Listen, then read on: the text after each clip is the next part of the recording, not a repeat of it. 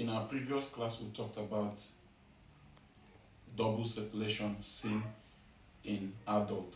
Today, we want to talk about fetal circulation.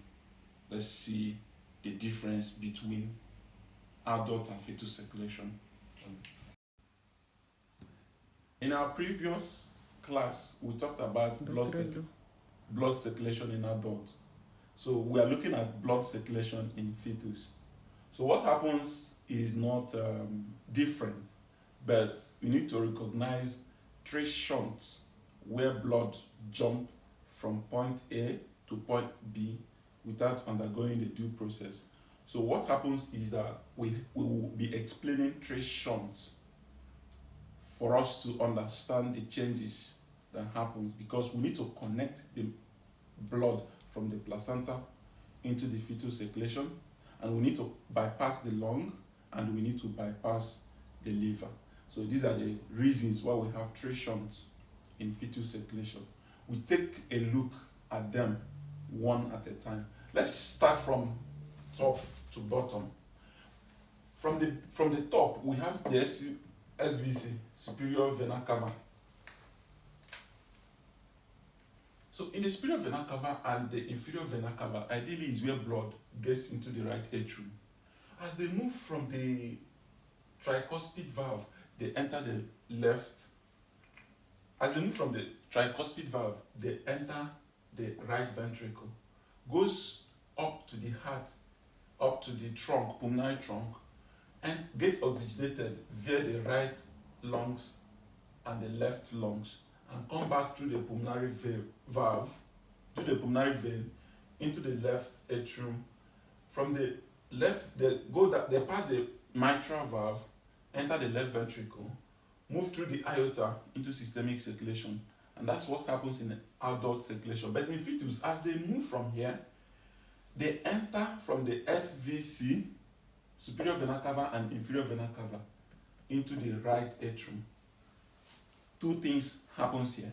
Some of the blood trickles down from the right atrium into the right ventricle, while some of the blood moves from right atrium, jump into the left atrium without following due process.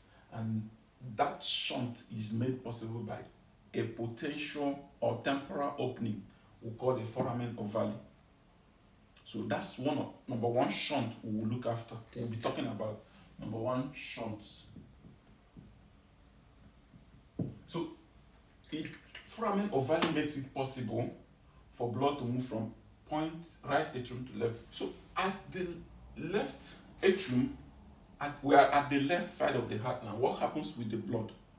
Remember, some entered the right ventricle, so some moves to the left ventricle. So the one that's in the left ventricle comes down into the left ventricle, move through the aorta. This one will be pumped from the right ventricle into the pulmonary trunk, but we need to bypass the two lungs. So the ones from the aorta will enter the aortic circulation, but this one also needs to join the aortic circulation. So what happens is that the right ventricle moves through the pulmonary trunk. They will not go to the lungs. They will pass through another shunt here from the pulmonary trunk and join the aorta. And by moving from trunk to the aorta, we have another shunt we call ductus arteriosus. Ductus means duct, an opening.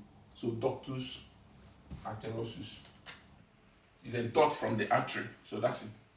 We've seen that even though blood entered the heart from superior and inferior vena cava, some went due process, some jumped directly, but both of them later end up into the aorta for systemic circulation by the possibility of this shunt. So we've bypassed the lungs. What happens with it? What happens to the blood?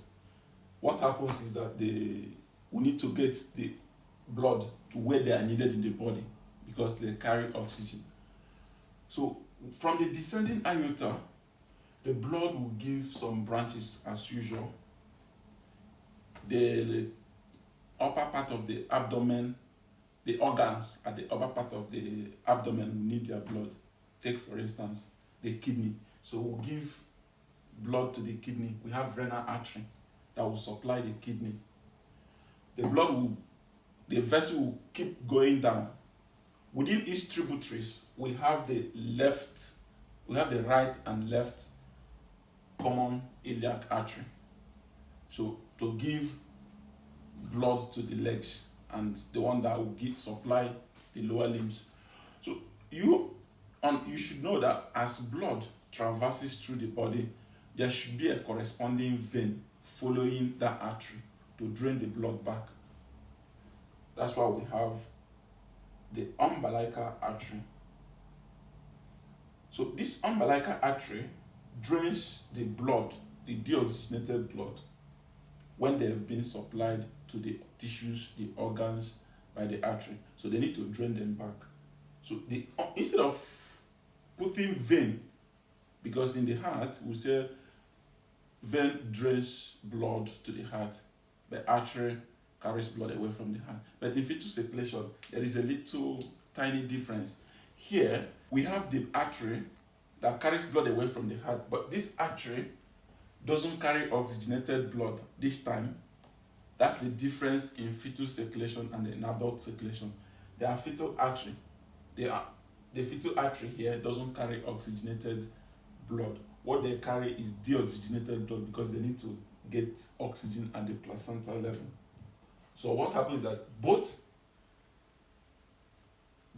umbilical artery travels to the placenta via the umbilical cord.